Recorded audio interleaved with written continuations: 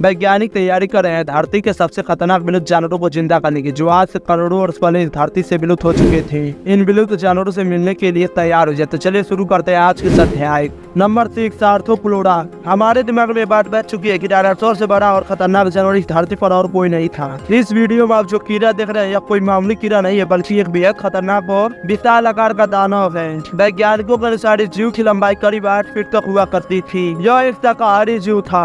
यह जीव देखने में बेहद खतरनाक और अजीब हुआ करता था। लाखों साल पहले पाए जाने वाले ये जीव रेंग कर चलते थे। इनकी त्वचा काफी मोटी हुआ करती थी, जो इसके लिए कवच का कार्य करती थी।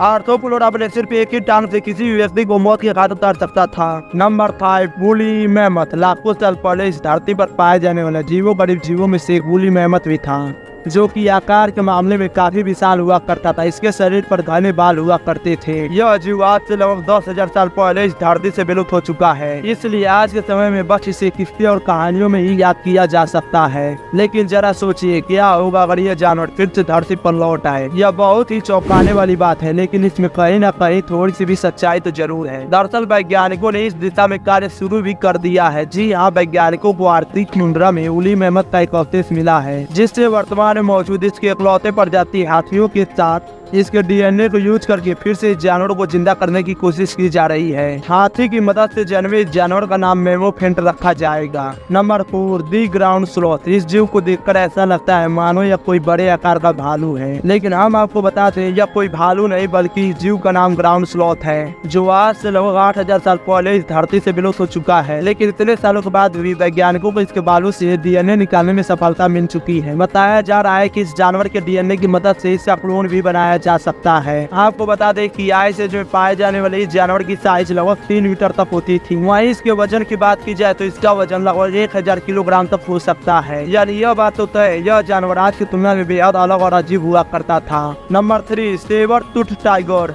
विलुप्त जानवरों की लिस्ट में सेबर टूथ टाइगर का नाम भी शामिल है, जो कि देखने में वर्तमान में पाए जाने वाले टाइगर की तरह लगते थे, लेकिन ये टाइगर से भी विशाल और खतरनाक हुआ करते थे। इनका वजन लगभग 100 से 200 किलोग्राम तक होता था।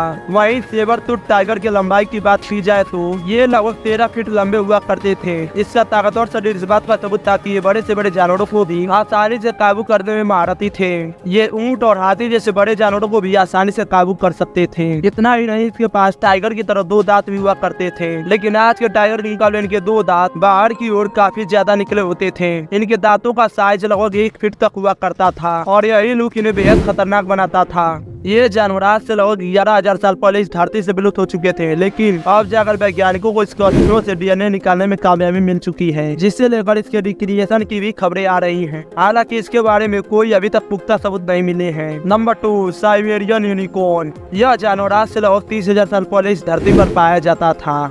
इसकी लंबाई लगभग 15 फीट तक होती थी। वहीं यह 6 फीट लंबा हुआ करता था और इसके वजन की बात की जाए तो काफी चौंकाने वाली थी। इसका वजन लगभग 4 से 5,000 किलोग्राम तक होता था। इसके सिर पर एक सींग भी पाई जाती थी, जो इसे बेहद यूनिक बनाता था। साइबेरियन यूनिकॉर्न को वर्तमान में पाए जाने वाले राइनोसोरस का पूर्वज भी कहा जाता है, जो कि साइज में से कई गुना भारी और विशाल हुआ करते थे। वैज्ञानिकों का कहना है कि इस प्रजाति को भी पुनः इस धरती पर लाया जा सकता है। नंबर 1, डोडो। डोडो एक बेहद मासूम और क्यूट सा दिखने वाला पक्षी था। इस पक्षी को विलुप्त हुए सिर्फ 350 साल ही हुए हैं। ये पक्षी हिंद महासागर के मॉरिशस द्वीप पर पाए जाते थे और इनका वजन लगभग 20 किलोग्राम तक होता था। लेकिन इस पक्षी के टांग और पंख बेहद छोटे होते थे, जिसके कारण ये पक्षी उड़ नहीं पाती थी और ये पक्षी ठीक से चल भी नहीं पाती थी। रंग बिरंगे डोडो झुंड में लुढ़कते और गिरते हुए चलते थे। डोडो पक्षी का पहली बार शिकार साल 1507 में एक पुर्तगाली समुद्री यात्री के द्वारा किया गया था। ये पक्षी इंसानों के द्वारा बेहद आसान शिकार हुआ करता था और लोगों को इसका मीट बहुत ही ज्यादा पसंद आता था और इस पक्षी का शिकार तेजी से शुरू हो गया और इसी शिकार की वजह से डोडो धरती से विलुप्त हो गए। 17वीं शताब्दी में डोडो धरती से पूरी तरह से विलुप्त हो गया। वैज्ञानिक इसके अस्थियों से डीएनए निकालने में जुटे हुए हैं। तो चलिए दोस्तों, आज के लिए बस इतना ही। वीडियो पसंद आया हो तो लाइक, कमेंट और सब्सक्राइब करके जाएं।